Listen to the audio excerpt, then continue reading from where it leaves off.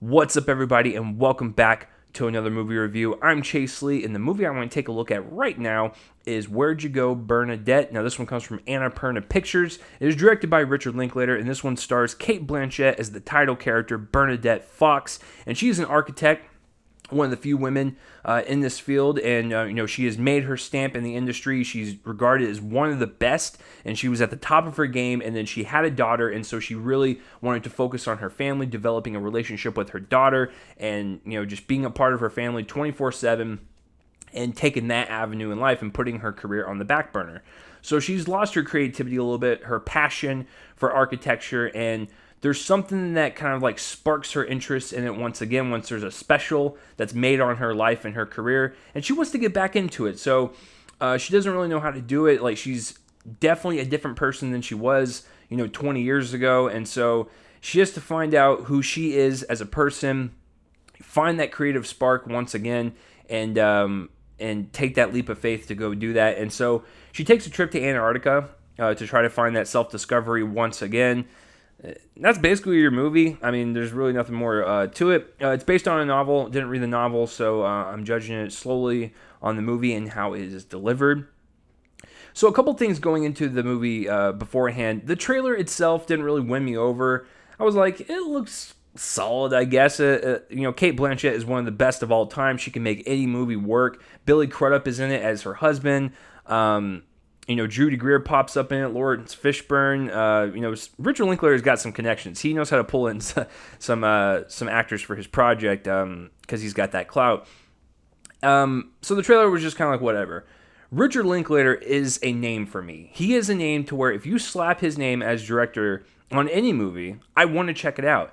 He is one of my favorites, period. Boyhood, Dazed and Confused, the Before trilogy. I mean, the guy knows how to make a film. And Richard Linklater has the strengths of creating human stories, coming-of-age tales, relationship movies.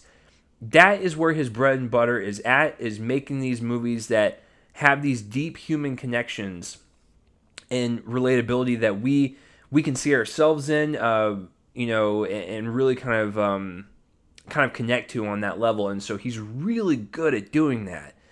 So this could go either way. Is he going to have that Linklater touch to it where it's going to feel more profound and more, weighted with emotion than we think it's going to be? Or is it just going to be like this generic little movie that you're going to probably forget about by next week? So I walked out of the movie. I thought it was fine. It's kind of weird that Richard Linklater directed this movie. I couldn't tell. You could have literally gotten any other director and it probably would have been fine, serviceable, because this movie is not anything more than serviceable. It's fine. Like I said, to start with Richard Linklater, that man has, a pretty, unique style to his films. They're always filled with this kind of like this energy. There's a certain cadence to them. There's characters that stick out. Lines of dialogue are really rich and kind of, a little bit more than just simplistic. And it's just like there's more to his filmmaking than what this movie is. There's no soul to this movie. This movie is lifeless in terms of the way it looks, the way it is directed. It feels so pedestrian. And it's like, that's not what Richard Linklater is. He can take movies on the cheap with the budget and make something more than what he spent money on. But there was nothing to this movie. There was no lifeline whatsoever. And so it's so ironic with a character that's trying to find her life once again and her creative spark and just self-discovery. And then by the end, she has that life in her. This movie is lifeless. So it's very strange that he directed this, because there was no creativity there. It was a very bland looking movie. It's just doing this, riding that surface, and really never penetrates below that to find more meaning than this film actually gives off, because it has a very simplistic view of someone trying to find themselves and self-discovery. I mean, she takes this trip to Antarctica and she's cured. And it looks like in the film, like, she has paranoia and anxiety, and it's a lot deeper than the movie lets on. Like, there's a lot of issues mentally with her that you want her to get help with, but everything is just fine by the time she gets down on her trip. And it's just like, okay. And then on top of all that, there's a lot of story elements that kind of are brought up and then just dropped by the wayside. There's this whole, like, identity theft plot line. Okay. And I know that the film is just like, ooh, she's in this identity theft plot line, and it's because she doesn't know what her identity is. She has lost herself. I get it. Allegory, I guess. So that part was pointless, and that was a definitely a B and C storyline that you could easily cut out. A lot of characters kind of coming in and out of this movie that leave little to no impact, so it's like, why are they there to begin with, other than just to give speeches to Bernadette's character so she can rethink her life. It's just, once again, it feels like a very simplistic and pedestrian simplification of, like, just this story and this problem that she's going through. Yeah, because, like, typically with movies like this, with, like, self-discovery and trying to, like, find yourself once again, it just, I feel like they're they put a little bit more care into them than this movie. They just felt like, yeah, let's just go through the motions. She goes on the trip and then she's fine. So yeah, didn't really care for the direction whatsoever. And then on a creative visual front, it was so tiring to watch because it was just boring, in terms of a visual structure.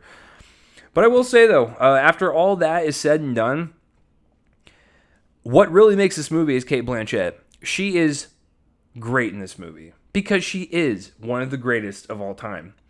Everyone else in the movie is fine to slightly good. Billy Crudup has his moments, but his character gets pretty annoying throughout the movie and just really is doesn't really feel like he's supportive of his wife until, like, the very end. It's just, their relationship was very strange, and then towards the end they expect us to just forget about him being kind of an a-hole to her. It's just, I don't know. The daughter was pretty good. I think this was her first role. Kristen Wiig is in this, cool. Lawrence Fishburne, cool. Judy Greer, cool. It's just, like, awesome. But what I like about Cate Blanchett's performance is that she takes the material that is literally skimming the surface and she elevates it to make it seem like it's more than it actually is. She gives a very well-rounded performance. She has scenes where she's paranoid. She has insomnia. She can't sleep. It feels like society has turned her into this very bitter menace, as she puts it in the film. She doesn't feel like an artist anymore. She just feels like someone that just hates the world. And, artists are supposed to take pain and hurt from the world and turn it into something positive. It just feels like there's a lot of, negativity in the world that's affecting her. And it's turning her into a really just off-putting person that no one really likes her. And so she gives, like I said, those scenes of, privilege and just snobbiness and paranoia, and it's just like, she's kind of unlikable. But there's a lot of tender moments and a lot of heartfelt moments where you can definitely feel her performance pouring out on screen, and she breaks down a couple times saying that she's lost her creative touch. She doesn't know what to do. But she loves her daughter, and it's like she realizes she made the right choice in life, but she wants to do both now. She wants to go back to what she used to do. And so it's all in her eyes, it's all in her voice, it's all in her cadence and her performance. She makes this movie, makes it more than it actually is. So, there's that. And so, by the end of the movie, like, you feel hopeful for her. You feel like, she needs to get help, that she needs to fix kind of like her anxiety and her paranoia, but you can definitely tell she's on the right track. And once again, it's all in her facial reactions, performance. She is the heart and soul of this movie, and if she was not in this movie probably would have been even lower on my grade scale. So she makes this movie. She was a joy to watch. And to be quite frank with you, if any movie is lacking in any other department while watching a movie, but you got Cate Blanchett in it, she makes the movie worthwhile to watch. This movie is like an hour and 45 minutes, hour 50 minutes. It doesn't feel long at all, which is great because I like watching her, and she is a driving force in any movie, and this is no exception. So yeah, I'm kind of just like lukewarm on this movie. Blanchett makes it, but I feel like there's better movies out there that are about self-discovery and losing oneself. It's just kind of like a whatever situation. But I will give it the slight tick up because I love Kate so much. So I'm gonna give Where'd You Go Bernadette a C plus. There you go. So, what did you guys think of the movie, or have you even heard of it? Did you read the novel? All that stuff down below. Let me know. I want to know if there's people out there that really love this movie, or if they didn't like it. Like, please let me know down below. I love to hear your thoughts. But that will do it for this review, guys. I'm Chase Lee, and tune in next time for whatever I review next. I will see you guys later.